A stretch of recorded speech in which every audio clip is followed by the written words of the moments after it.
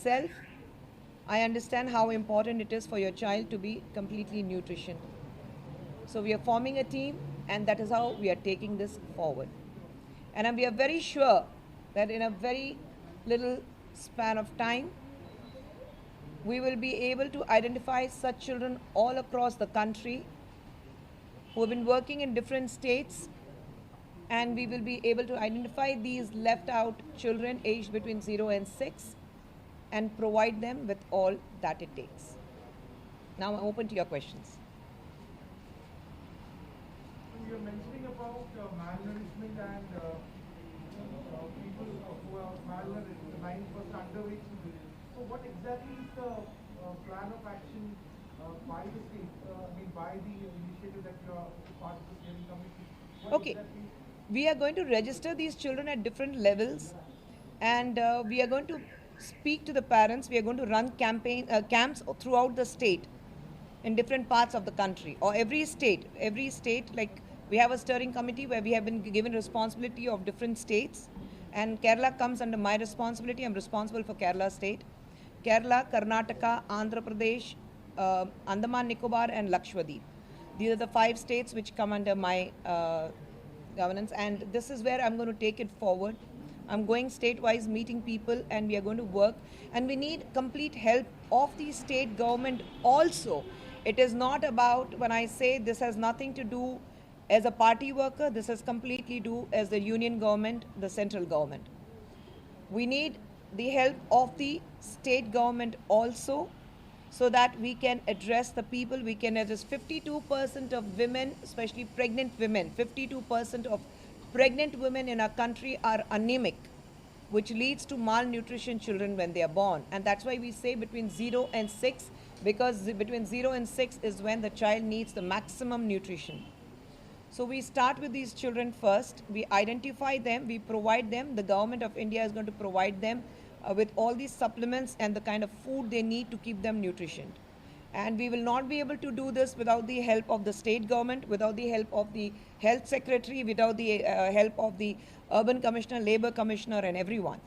So we need to have a joint effort. And at this point, I would like to very humbly request the state government, our Honorable CM Pinarayi Vijayan sir, to please help us not look into this as a political mileage program, but as something which can help the state also and take the country forward and the state, because in Kerala you have the maximum number of literacy. Highest rate of literacy is Kerala. So we need to make them understand that though we have 100% of literacy, why do we still have 9% of underweight and 5.6% of undernourished children?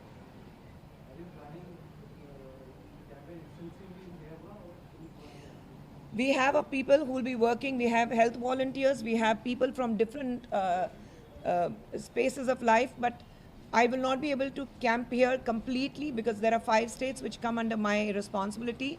So I'll be touring in different states. Like tonight I go to Bangalore. Tomorrow I have a meeting with the committee on in Bangalore in Karnataka. So I'm going state-wise. I'm going to different places. Of course, now there are certain areas which you don't have to go in person because of the connectivity problem. So thanks to the technology, we are able to connect on internet. We are able to connect on Zoom or WebEx. So we are conducting meetings non-stop. Every day we are conducting meetings. But yes, wherever there is a possibility of physical presence, I will be there.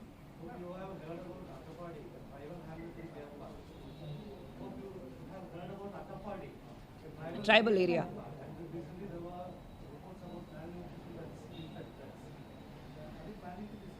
Everything. We have a team which is also going to work with the tribal areas.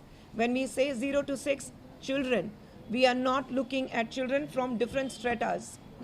We say we are addressing children from 0 to 6, and that means irrespective of their social strata, irrespective of which category they belong to. So our tribal people are definitely part of this strategy, and they will be included into this. Could you tell us something about the fund resources and mobilization of this particular scheme that you're talking about? Is it like a 100% centrally funded scheme, or is it like, as you said, there's a cooperative federalism, there is something that the state also needs to do? And at what level? Is it on the district level or the taluk level? At what level is these particular work that is going to be starting? See, we're starting at the state level first, and then, of course, we will not be able to work if we are not getting people involved from the district and the mandal levels. So it goes to every level because you need to identify. If I say that I'm going to sit in Trivandrum and ask my team to identify the children, like you said, in the tribal areas or the interior parts of Kerala, it won't be possible. So we need people in different spheres of life and different areas where they will specifically work in those portions. As far as it will be completely state funded or centrally funded, that I would leave to my the main committee chairperson, Mr. Dr. Anil Jain. He will be calling the press very soon, and he'll be addressing to it. I will not get involved in that. My duty is to make sure that the meeting happens, we run this campaign, and we take it as much as forward, bring in a lot of awareness among the people. What happens is the minute you talk about conducting these kind of camps, people from probably higher society strata, they might feel that why would I take my child to a camp? I'd rather take my child to a pediatrician or to a nutritionist. And every mother would like to believe that my child is the healthiest one, even if the child is a little overweight. I have been that kind of a mother, but trust me, even an overweight child means that the child can be malnutritioned. So we need to identify those kind of children.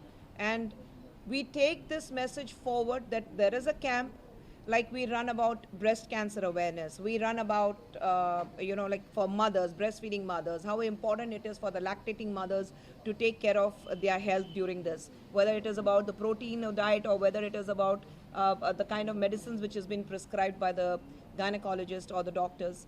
And also when we talk about any kind of awareness, like during even COVID, we were talking about awareness, how important it is. There was a drive.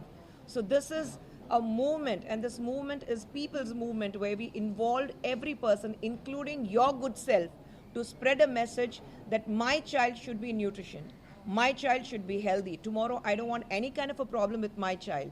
So it's not about, though the government of India is taking it forward, it does not mean the responsibility ends with government of India or the state government is going to be involved. So the responsibility ends with the state government.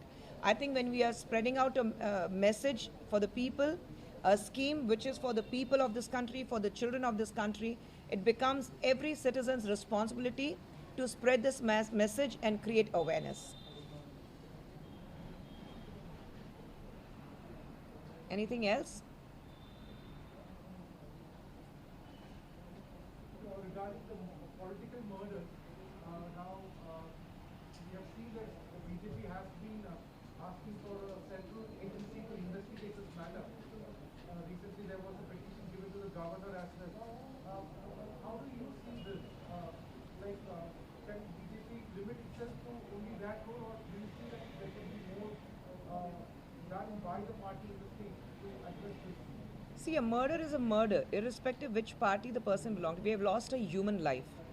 It would be very unfair to say that Ranjit belonged to BJP, or prior to that somebody else belonged to a different political party. Every family, when a man is murdered, every family, irrespective of political party, let's be a little sensitive towards it, a family member loses their loved ones. So we need to put a full stop to this. When I say I urge the CM to look into these murders, it's not for Ranjit alone. I think we need to put a full stop. We have seen almost 22 murders in the last 5 years, and all of them were politically motivated. So we need to put a full stop to this. An eye for an eye is not a solution to a political problem. Every political party has their own time. Every political party, they are decided by the people, the voting people, they are chosen by the people. So why have this kind of an enmity and create these kind of messes around? We don't need to do it. Politics can be clean, politics can be about nation, politics can be about serving the people and what all you can do for the people. I mean, the kind of problems Kerala has been facing, there is about Silver Line problem, what we are talking about, the problem about the high-speed and semi-speed railway. So, I mean, the government is already under so much of debt, and where are they going to invest so much? How are you going to invest? And you have a timeline when it comes about Silver Line, you say by 2025. You have not even acquired the lands. If you are in 2022, another 3 days. You have not even acquired the lands. 1 year delay is going to cost you 3,500 crores more, and that is not the government money. 64,000 crores on the project, that is exchequer's money. What is the planning which is going to go into it? You're looking at a footfall, a ride fall of 79,000 people a day in 2025. Those are all, building a castle in the air. You do not know until unless actually it comes out. And even the experts say that this is a bizarre calculation where though no mind has been applied into looking into these calculations. So we need to understand, where are we heading? What are we doing? Yes, the opposition might say that, oh, you have a corridor coming up, you have something coming up in Goa, Kasaragod, you have something coming up in UP. Yes, but there has been a complete mind which has been applied into it, and how it's going to, the lands have been acquired, the work has started. But here, every delay in every project is going to cost a man paying out of his, every human, whether you buy one glass of tea, or you buy a bottle of water, or you buy even a kilo of tomatoes or potatoes. It's going to go from the exchequer's pocket. So a common man is going to bear the burden. But is it going into the right direction? You're talking about 2057 is what we are talking about. Let's see where we go 5 years later. 2025 is just 3 years, and we have done nothing as yet. So 2057 is like you're looking at next to next generation. 35 years down the lane. Where are we heading?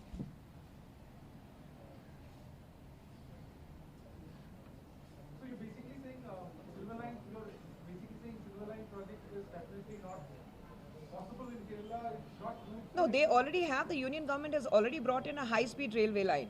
So why not, just because you have an ego where you say, I'm not going to work with the union government, but I'm going to form something on my Silver Line myself. So, both state and the central government need to coexist, need to work together. Any which ways, it's exchequer's money. No government is going to pay from the pocket. But how we can lessen the burden of the people is what is important. Is the Kerala government ready to spend 64,000 crores from its own pocket, despite of having so much of loan and the debts in the government? Are they ready to spend so much? And every year delay is going to cost you another 3,500 crores, which is not a small amount. Who is going to bear the cost?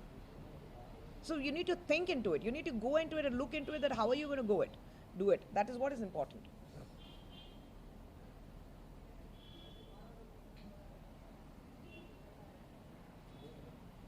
Yeah.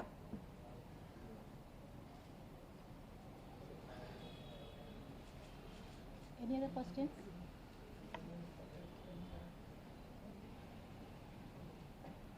Yeah. Thank you very much. Thank you, and sorry once again to keep you all waiting.